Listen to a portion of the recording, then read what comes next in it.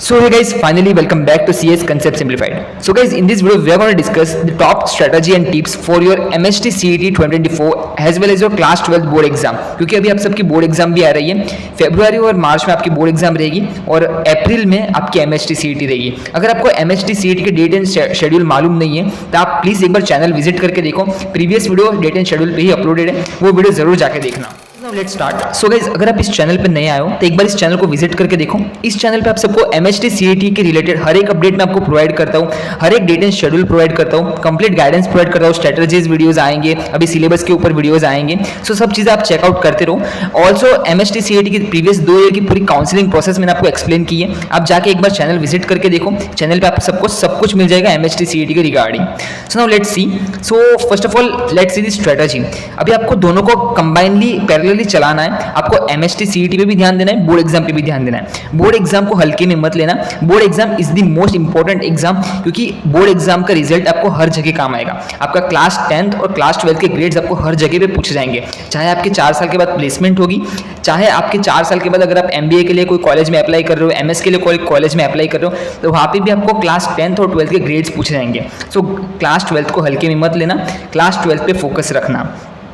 So guys, अभी हम कैसे करें कि हम क्लास 12 में भी अच्छा स्कोर लेके आए, MHT CET में भी अच्छा स्कोर आ जाए। इतना याद रखना, MHT CET का जो पेपर बनता है वो आपकी महाराष्ट्र की जो टेक्स्ट बुक है क्लास 12 की वहीं से बनता है। सो आपको बोर्ड्स की जो आप प्रिपरेशन करो बहुत अच्छे से करो। सो सबसे पहले आपको बोर्ड्स पे फोकस रखना है। बोर्ड एग्जाम के लिए आपको क्या करना है, टेक्स्ट बुक ही पढ़नी है। Text book is the best source to score in your board exam. तो बोर्ड एग्जाम में एकदम अच्छे से टेक्स्ट बुक पढ़ लो for all PCM and PCB students. आप सबको टेक्स्ट बुक एकदम अच्छे से पढ़नी है, थियरीज एकदम अच्छे से पढ़ो। जो जो फॉर्मूला है, फॉर्मूले की अलग एक शीट बनाओ कि इस चैप्टर के इतने फॉर्मूलेज हैं, सब एक जगह पे लिख के रख दो फॉर्मूलेज।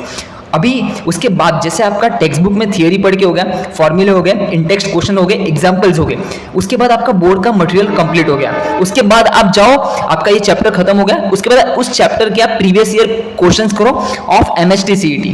उसके लिए आपके पास कौन सा सोर्स है, उसके पास अरिहंत एंड टारगेट की बेस्ट बुक्स आती है, PYQs की बुक होती है, वो परचेज कर लो। These are the best book. Arihant और टारगेट पब्लिकेशन की PYQs की बुक खरीद लो।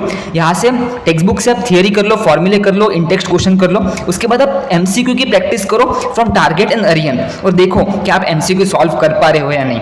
और नहीं कर पा रहे, वापस से एक बार थियरी पढ़ो, वापस से फॉर्मूले करो, एक बार वापस से रिवाइज करो और वापस से ट्राई करो। सो इससे आपका क्या, बोर्ड एग्जाम के लिए थियरी भी पढ़ के हो जाएगा। जैसे ही चैप्टर खत्म हुआ, आपने थोड़ा बहुत MHT CET की प्रिपरेशन कर दी।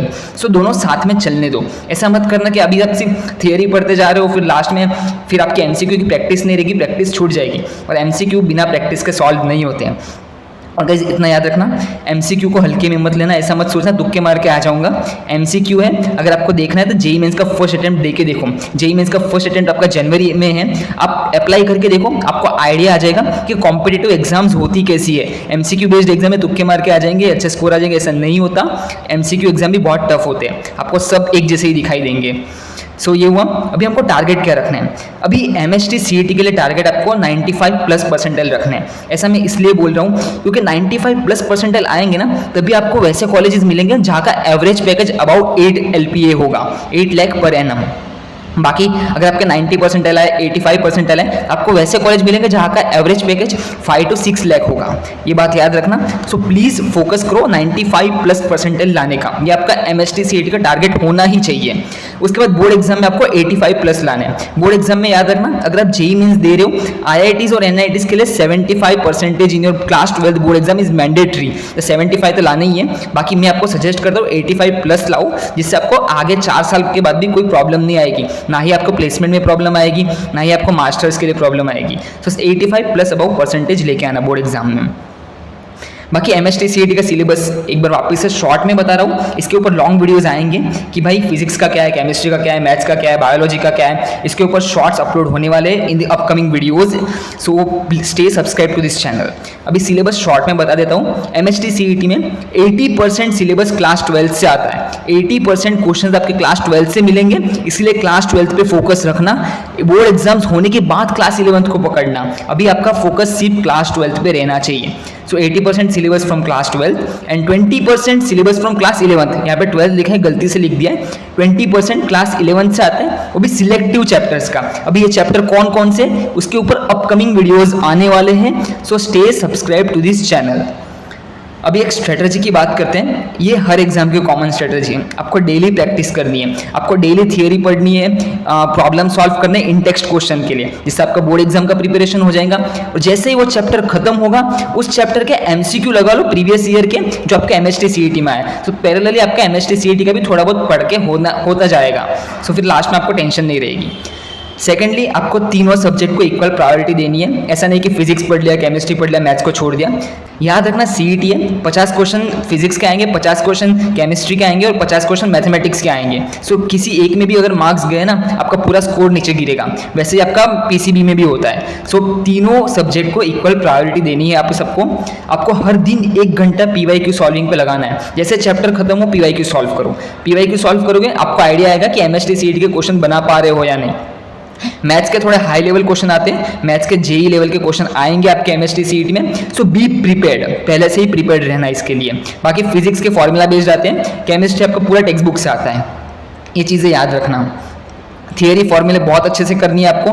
थियरी फॉर्मूला करोगे तो आपके बोर्ड एग्जाम में भी बहुत अच्छा स्कोर बन जाएगा।